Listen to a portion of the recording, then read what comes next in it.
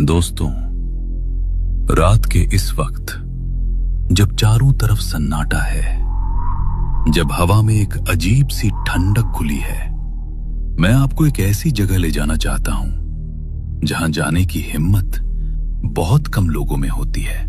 आज जो कहानी मैं आपको सुनाने जा रहा हूं वो किसी लेखक के दिमाग की उपज नहीं है। ये कोई फिल्म नहीं है, कोई सीरियल नहीं है, ये सच है। राजस्थान के अलवर जिले में अरावली की पहाड़ियों की गोद में एक जगह है जिसका नाम है भानगढ़। एक ऐसा किला जिसके बाहर भारतीय पुरातत्व सर्वेक्षण ने एक बोर्ड लगाया है और उस बोर्ड पर लिखा है, सूर्यास्त के बाद और सूर्योदय से पहले इस क्षेत्र में प्रवेश सख्त मना है।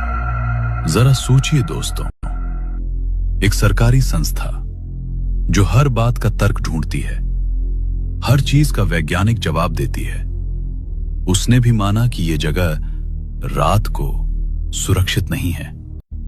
तो आखिर क्या हुआ था भानगढ़ में? क्यों यह जगह जो दिन में एक खूबसूरत ऐतिहासिक किला है, रात होते ही कुछ और बन जाती है? क्यों यहां की हवा में एक ऐसी बेचैनी है जो समझ नहीं आती लेकिन महसूस होती है? आइए आज रात मैं आपको ले चलता हूं सैकड़ों साल पीछे, उस वक्त में जब भानगढ़ सिर्फ एक खंडहर नहीं था बल्कि एक जीता जागता, हंसता बोलता, रोशनी से भरा नगर था। सन 1573 की बात है। राजस्थान की धरती पर भानगढ़ एक समृद्ध और खुशहाल राज्य था। राजा भगवंत दास ने इस किले की नींव रखी थी और उनके बाद उनके पुत्र राजा छत्र सिंह ने इसे एक चमकते हुए नगर में तब्दील किया। किले की ऊंची मीनारें आसमान को छूती थीं। चारों तरफ हरे भरे बागान थे। दूर दूर तक भानगढ़ की समृद्धि की चर्चा थी। उस जमाने में भानगढ़ की गलियां कभी सूनी नहीं होती थीं। सुबह होती तो मंदिरों में शंख बजते, घंटियां गूंजती और पुजारियों की आवाजें पहाड़ियों तक पहुंचती थीं। दोपहर को बाजार में इत्र, मसालों और ताजे फूलों की खुशबू हवा में घुली रहती। व्यापारी चिल्लाते, बच्चे दौड़ते, घोड़ों की टापें गूंजती। शाम को घरों के आंगन में दिए जलते और औरतें मिलकर लोक गीत गाती, वो गीत जो सीधे दिल में उतर जाते। भानगढ़ सिर्फ एक राज्य नहीं था, ये एक सपने जैसी जगह थी और इस सपने की सबसे खूबसूरत, सबसे कीमती हकीकत थी राजकुमारी रत्नावती। राजा छत्र सिंह की इकलौती बेटी। रत्नावती बेटा, आज बाजार मत जाना, दरबार में बहुत जरूरी काम है तो मुझे आने में देर होगी। लेकिन पिताजी, माँ ने चंदन का इत्र मंगवाया था और दाई काकी भी साथ होंगी मेरे। आप चिंता मत करो। अच्छा ठीक है, लेकिन शाम ढलने से पहले वापस आ जाना और मीरा को साथ लेकर जाना। भानगढ़ के राजा छत्र सिंह अपनी बेटी रत्नावती को बेहद प्यार करते थे। रत्नावती 16 साल की थी और जितनी सुंदर थी उतनी ही समझदार भी। उस सुबह रत्नावती अपनी सहेली मीरा के साथ बाजार निकल पड़ी। भानगढ़ का बाजार उस वक्त पूरी तरह जीवंत था। व्यापारियों की आवाजें, घोड़ों की तापें, बच्चों की हंसी, सब मिलकर एक अलग ही दुनिया बनाते थे। राजकुमारी जी, वो चंदन के इत्र की दुकान तो आगे है, पहले वहाँ चलते हैं। हाँ मीरा, और हाँ, मुझे राजकुमारी मत बोला करो। यहाँ बस रत्ना हूँ मैं। जैसी आपकी आज्ञा रत्ना जी। दोनों हंसते हुए इत्र की दुकान की तरफ बढ़ रही थी। बाजार की भीड़ में एक आदमी एक खंभे की आड़ में खड़ा था। काले कपड़े, झुकी हुई पीठ, आंखें जो हर तरफ घूमती थी।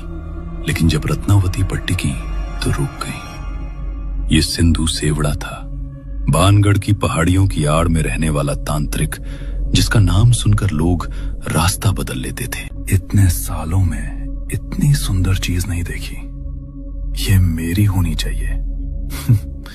होगी भी। सिंधु सेवड़ा वहां से चला गया, लेकिन उसकी आंखें अभी भी रत्नावती के पीछे थीं। उस रात भानगढ़ की पहाड़ियों में उसकी कुटिया में आग जलती रही। खोपड़ियां, काले धागे, जड़ी बूटियां, सब कुछ सामने था। वो घंटों मंत्र पढ़ता रहा। जंगल में सियार रोते रहे और आखिरकार बोर से पहले उसे अपनी योजना मिल रही। वशीकरण। चंदन के इत्र में मंत्र। जैसे ही वो उसे लगाएगी, उसका मन मेरे काबू में होगा। राजकुमारी हो या देवी, कोई भी मेरे जादू से नहीं बच सकता। अगले दिन सुबह होते ही सिंधु सेवड़ा उस इत्र की दुकान पर पहुंच गया जहां रत्नावती अक्सर आती थी। दुकानदार ने उसे देखा तो पैरों तले जमीन खिसक गई, लेकिन उसमें इनकार करने की हिम्मत नहीं थी। आइए आइए गुरुजी, क्या चाहिए आपको? वो चंदन के इत्र की शीशी जो राजकुमारी के लिए रखी है, लाओ। जी गुरुजी। सिंधु ने वो शीशी उठाई, उस पर अपना सबसे शक्तिशाली वशीकरण मंत्र फूंका। 7 काले धागे बांधे और फिर शीशी वापस रख दी जैसे कुछ हुआ ही ना हो। उसके होठों पर एक टेढ़ी मुस्कान थी।